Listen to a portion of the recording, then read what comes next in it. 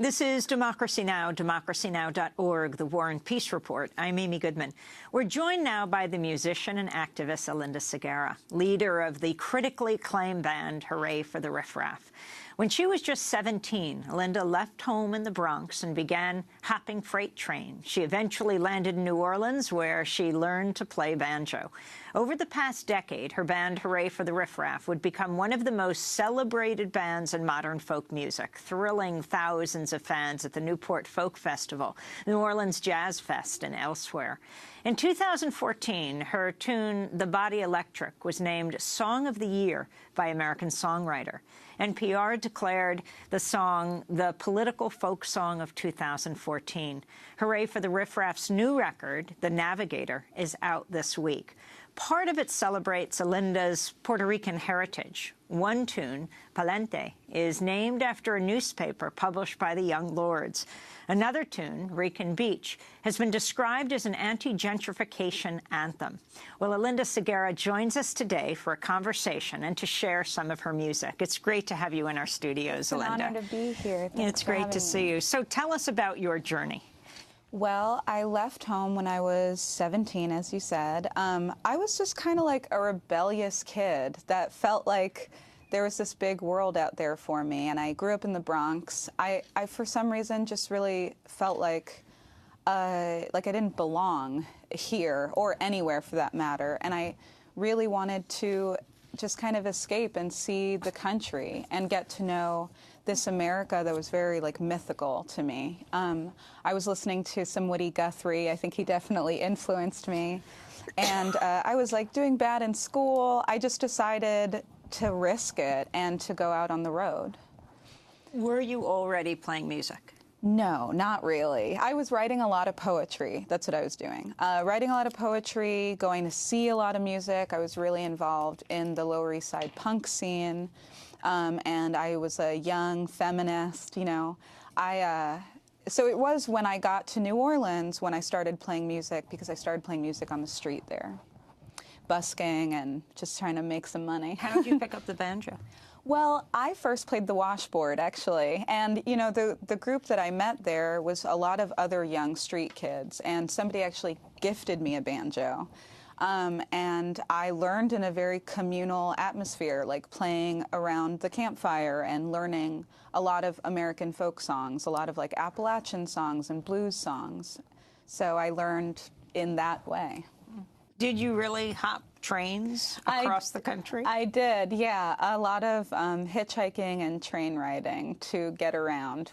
I was always with a group of kids. We were really just wanting to live on the outskirts of society, basically. We wanted to get in touch with an America that we felt like was hidden. You know, we wanted to be in touch with the land, you know, just live this very radical, romantic life, I guess. So talk about who your inspirations have been. Well, it definitely started with poetry. I was really influenced by beatnik poetry. Once I heard Pedro Pietri, Nuyorican poetry, I really, it sparked something in me. And then from there, I started listening to folk music. I was really drawn to Woody Guthrie because I felt like folk music and his songs were the songs of the people. And that's what I wanted to be a part of. That's what made me want to write songs, you know, was writing songs that were about what I saw and what I experienced. I wish Juan were here right now, but one of the founders of the Young Lords and Democracy Now! Co-host for all of its 21 years, Juan Gonzalez. Talk about one of the songs on your album, Palente. Well, Palante, it took me a while to get to that song. I feel like it's taken me this 10 years of songwriting to get there. I grew up, you know, kind of with this internalized shame from the media and from popular culture about what being a Puerto Rican woman meant. And I think it was this hidden history that I had to search for that really brought me to writing that song. I wanted to write a song that was about feeling out of place, feeling like you didn't want to be a cog in this machine, and then finally arriving at your ancestors and the legacy of your people, and realizing that you fit in somewhere, you know. And I wanted to just honor the people that worked so hard so that I could live this type of life, you know, and also, you know, to say forward, to say that we have so much work to do. But that lead song, The Navigator, yeah. which tells your story and your navigation through life. Yeah, the idea of The Navigator really sparked a lot of concepts for me. You know, it asks questions like, who's driving us as a country? It asks questions like, who's driving you as you go through your journey through life? Is it your ancestors or your intuition? And also just the concept of navigating identities and obstacles through society. I feel like my whole life I was trying to learn, how can I be as free as possible as a young Puerto Rican woman? How can I, you know, divert these obstacles that are in my way? So, okay, The Navigator. Today I feel weak, but tomorrow I'll feel a queen. I was raised by the street. Do you know what that really means? All this hurt I've suffered, it just begins again in a baby girl or a full-grown man. Tomorrow will come like the turning of the sun over tall buildings and the beating of a drum. It lives in my heart, but buried in the past. Here comes the navigator. She knows you're fading fast.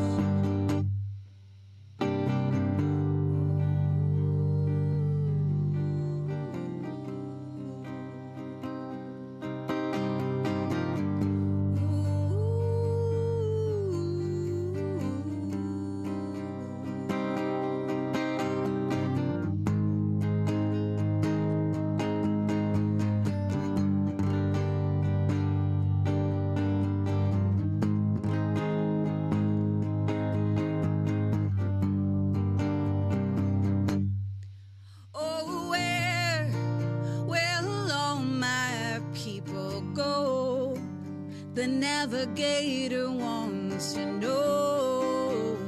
Oh, oh, oh, oh, where will all my people live? The navigator won't forgive.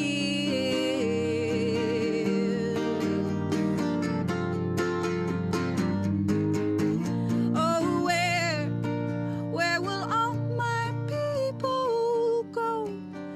navigator wants to know.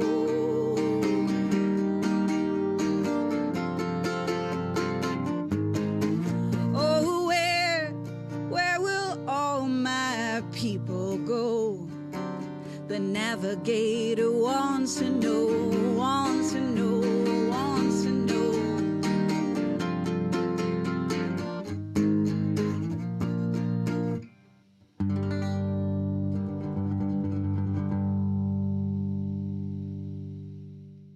That's Alynda Segarra. She's the lead singer of Hurray for the Riff Raff, performing in Democracy Now! Studios, The Navigator.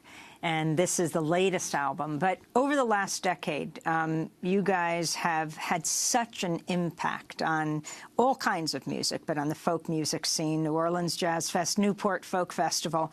Talk about, back in 2014, what went into making, to writing, to singing Body Electric? Well, the Body Electric, at first, I really wanted to kind of respond to the tradition of murder ballads in American folk music. I feel like folk music is a conversation through the ages. And I, as a feminist, wanted to put in my voice and say, this is what it feels like to be a woman and to be in danger, and to be, you know, to be used as a prop, kind of, for a story that ends with, you know, my death. and so this was my response song, but it also, with time, it grew and it turned into a song that was about being dehumanized, and also having your own body be used as a weapon against you, being told that violence against you was because you were too, you know, sexy, or because of your race, or because of your, you know, your body type. And so I really wanted to just get into that idea of what that's like to be told that you are the reason for violence against you, you know, when your own body is turned against you. And the title, The Body Electric? That's a nod to Walt Whitman, to the poem, The Body Electric, yeah. And the way it was received, I mean, NPR called it the most political folk song of 2014. You won Best Folk Song in American Songwriter. Yeah, I feel like, sadly, there were not a lot of political folk songs going on at the time, you know, so I really, I was hoping to energize my generation, to say that there's so much that we can talk about right now, about what's going on around us, and that we don't have to be so nostalgic, you know. I wanted to just add my voice and try to, like, as I said, energize people. Let's go to The Body Electric.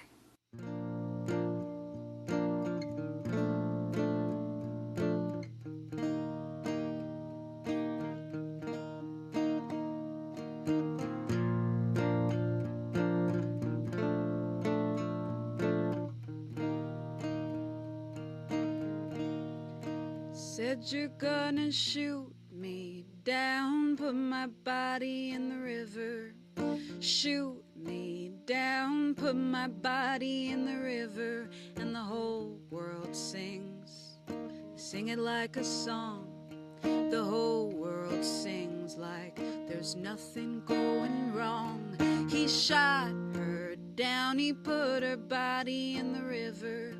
He covered her up, but I went to get her, and I said, my girl, what happened to you now? I said, my girl, we gotta stop it somehow.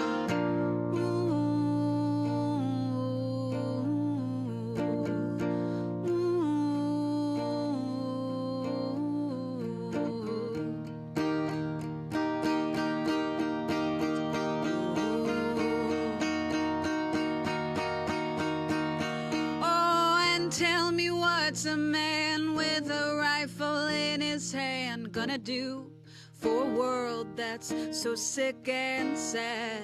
And tell me, what's a man with a rifle in his hand gonna do for a world that's all gone mad? He's gonna shoot me down, put my body in the river, and cover me up with the leaves of September, like an old sad song. You heard it all before. Well, Delia's gone, but I'm settling the score.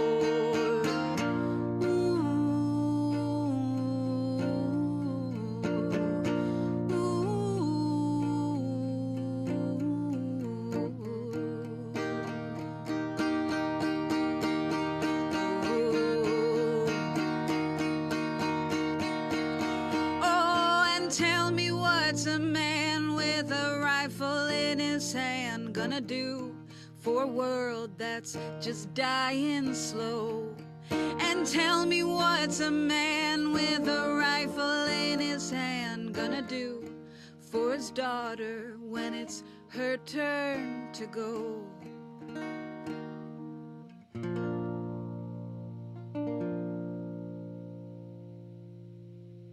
That's a song you may know, The Body Electric. It is Alynda Segarra, lead singer of Hurray for the Riff Raff. Political songs and music. Are you satisfied with politics being expressed in music, or do you think it's not happening enough? I think it's just beginning. You know, I felt like for the last couple of years, as the Black Lives Matter movement was growing, I was looking around at least folk singers around me and wondering where our voices were. And now I feel like there is definitely more of a push for us to wake up and to sing what's going on around us. You know, one of my heroes is Nina Simone, and I feel like it's definitely the artist's duty to talk about the times and to, in scary times, to bring these fears that we deal with alone into the public sphere, and that's how we can feel stronger and feel like we can change something, you know? So can you set the scene for us for Rican Beach? Well, Rican Beach is a place in my mind, because in the album there is a storyline. There is a character and kind of a play-like story that's going on. And it's following this character, Navita, which is based off of me. And she goes into the future in her own city, and she realizes that she does not recognize anything. Everything has been so gentrified rapidly. And she's looking for her people, her neighborhood, and she ends up at Rican Beach, which is where they all are. And so Rican Beach was used as this, you know, it is a place in my imagination, but it represents what happens when people are pushed out of the city that they, you know, helped create. This city that, you know, they're responsible for the culture and they're responsible for the soul of the city. And it's what happens when you're told, we don't want to see you anymore, you become the other, and you are pushed out. And I thought it was an important theme for right now, because I think it's really easy for people to feel safe and to say, oh, these certain people are being attacked, but I'm safe. But Rican Beach kind of makes it brings it into this personal place, saying, no, they're building a wall around you and all of your neighbors, you know. So that's what it's about. And tell us some of the models of protest and protecting home that inspired you for Rican Beach.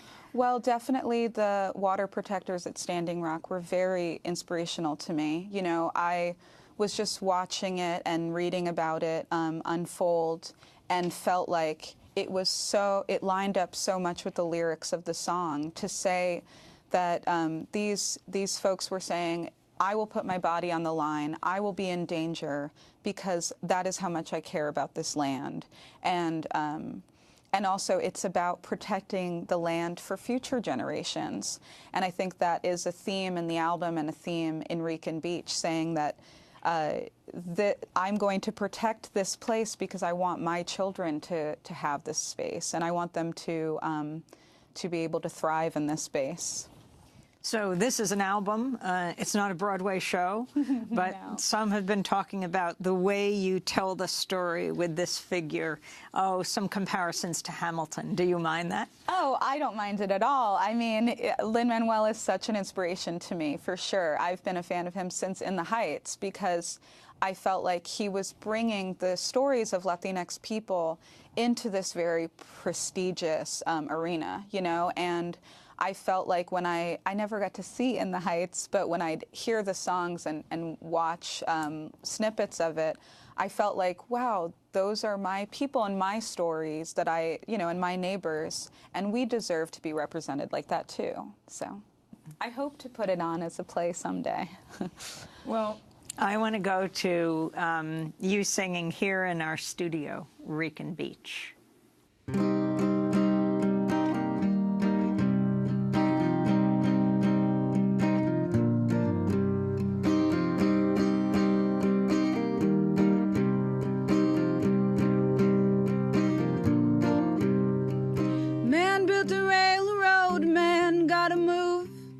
Man made a record, put a needle to the groove. Man been up, oh, and man been down. Now man don't want no one around.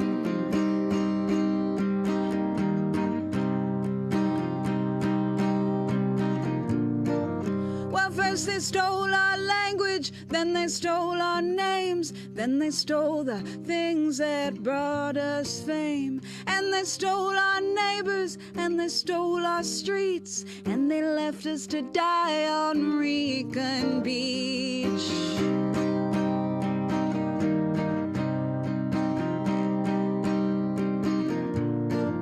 Well, you can take my life, but don't take my home. Baby, it's a solid price, comes with my bones.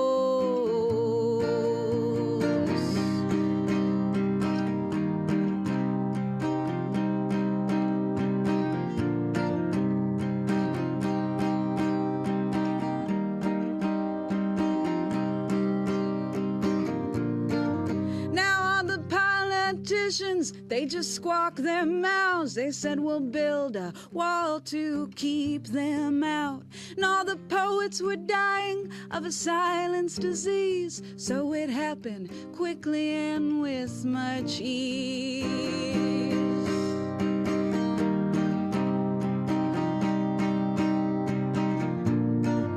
Well, you can take my life, but don't take my home. Baby, it's a solid price, comes with my bones.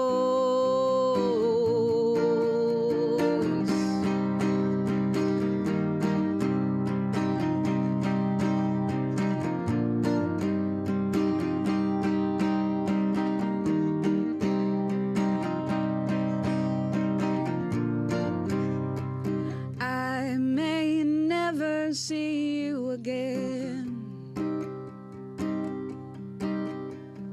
I may never see you again,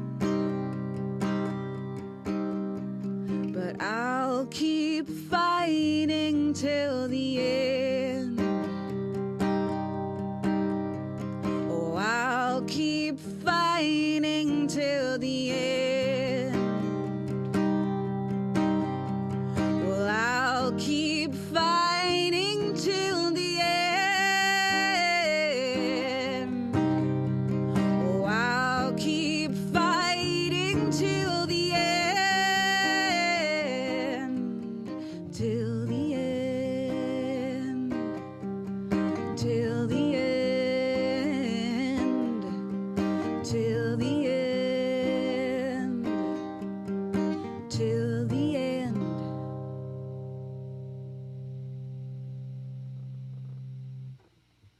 That's Recon Beach, Alynda Segarra, singing one of the songs on her latest album, The Navigator.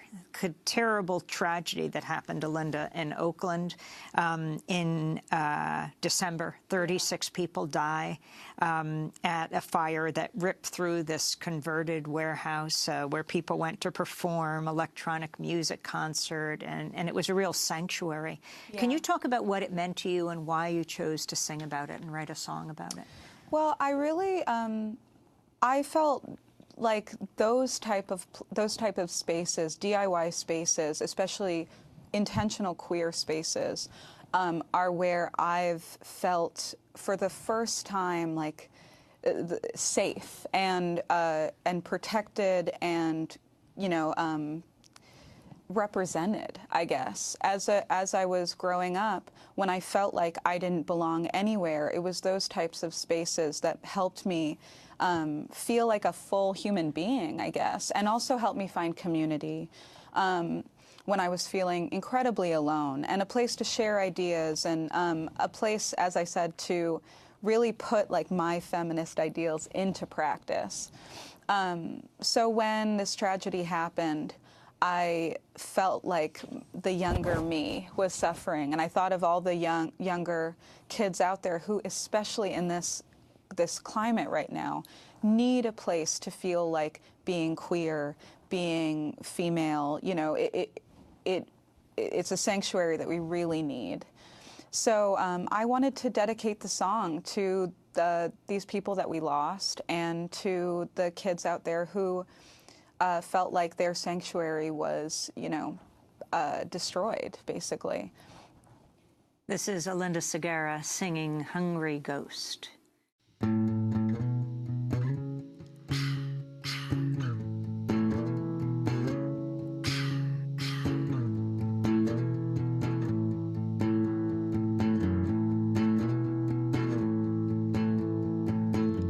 been a lonely girl. I've been a lonely girl, but I'm ready for the world. Oh, I'm ready for the world. I've been a heart for hire. I've been a heart for hire, and my love's on the funeral pyre. Oh, my love's on the funeral pyre.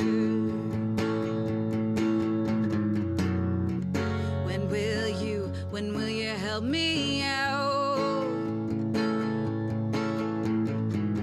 You can't even pick me out of the crowd. Oh, oh, oh, oh, oh, oh.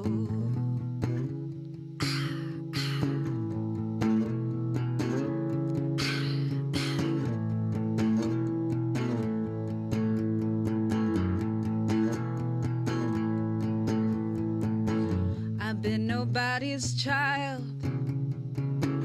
I've been nobody's child. So my blood started running wild.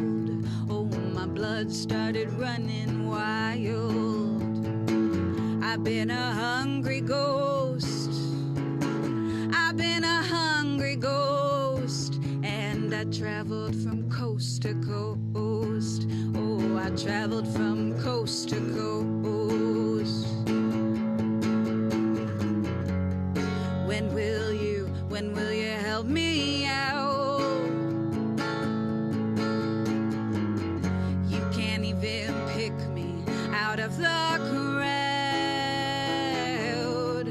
Oh, and I don't need you anymore.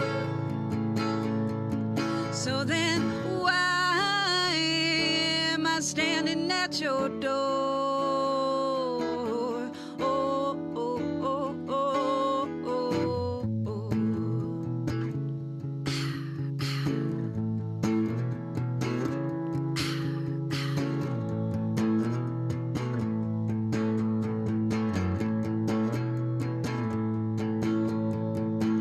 I've been a lonely girl. I've been a lonely girl, but I'm ready for the world.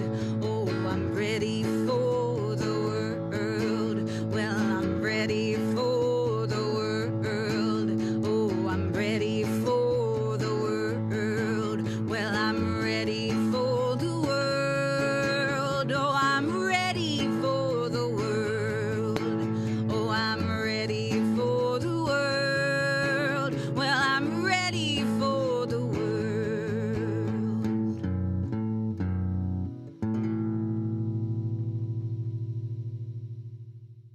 Alynda Segarra singing Hungry Ghost, to remember those who died in December in Oakland, California, in what was called the Ghost Ship.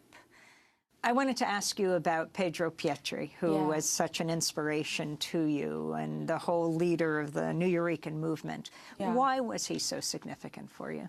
Well, as a Nuyorican, I grew up really feeling in the middle of this, you know, the land of the island, you know, where my father came from and where my family had come from.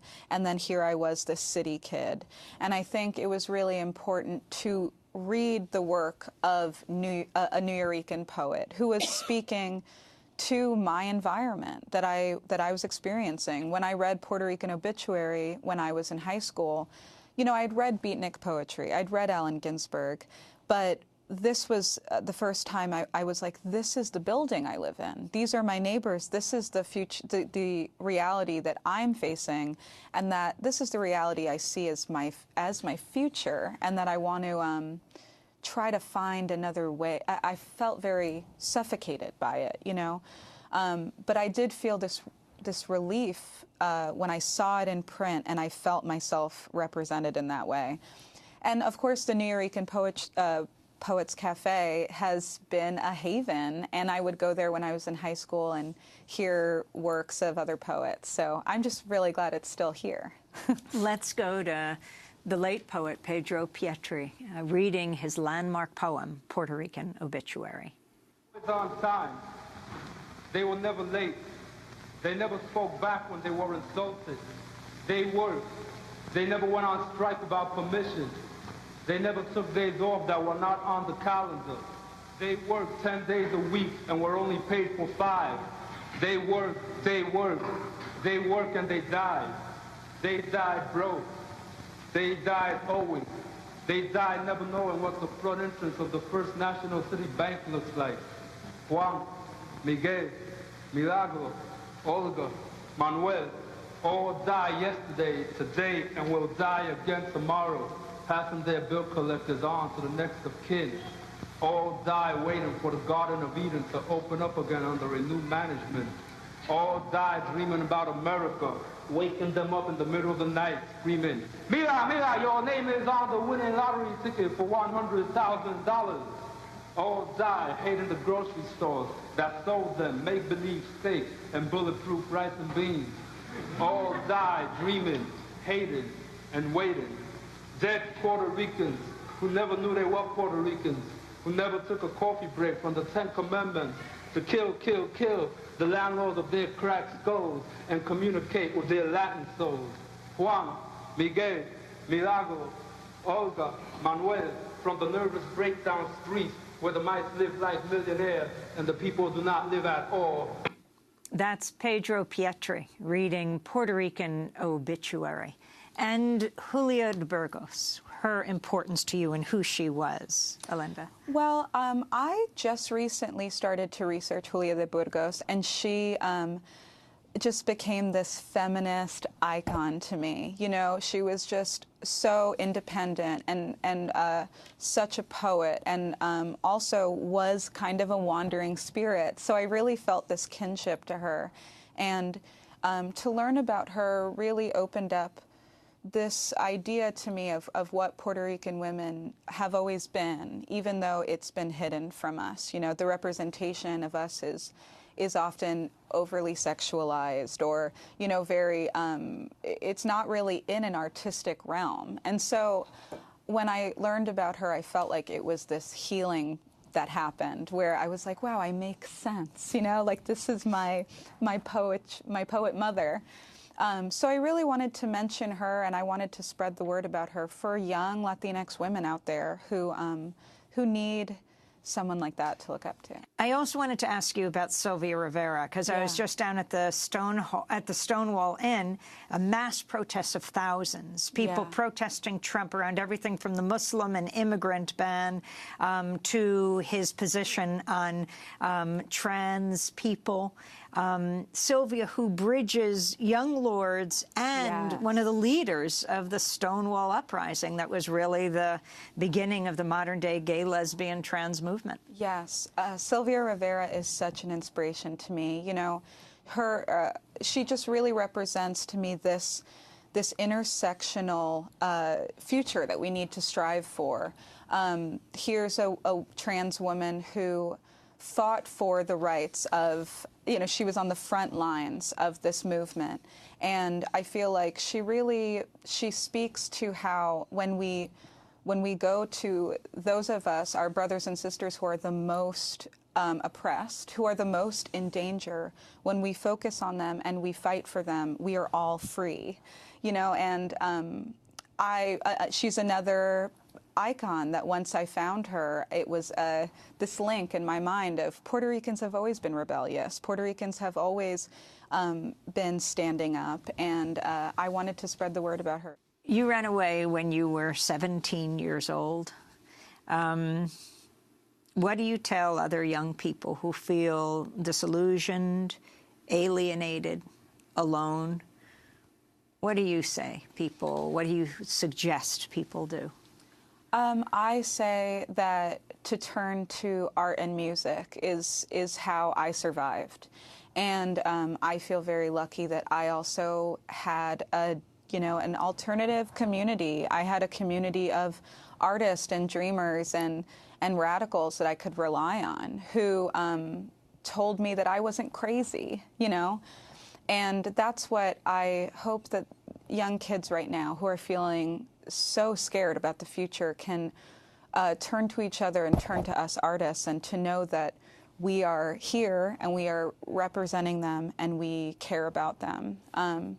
And also, I think it's really, as much as the internet can be harmful, it can be really a way to communicate and to feel not alone. If you live in a rural area, I would say search for your people.